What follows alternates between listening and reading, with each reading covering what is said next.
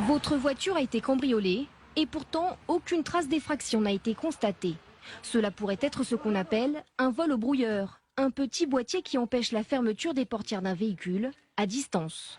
Dans ce quartier du nord de Paris la semaine dernière, 3 jeunes ont été interpellés après avoir pillé plusieurs véhicules grâce à cette technique. Comment très concrètement ils ont procédé? Le conducteur vient de se garer, il sort de son véhicule. Moi j'actionne ici pour empêcher le verrouillage. Le conducteur pense avoir verrouillé, il s'éloigne. Voilà. Et voilà. Je pars avec les affaires du monsieur.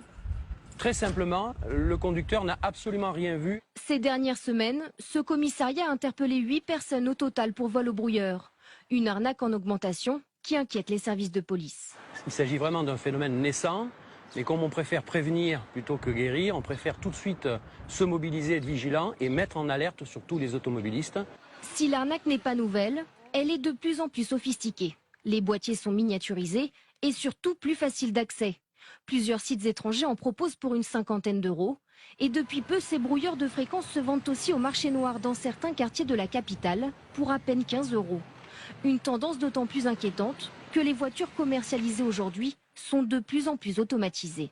Il n'y a pas de parade absolue.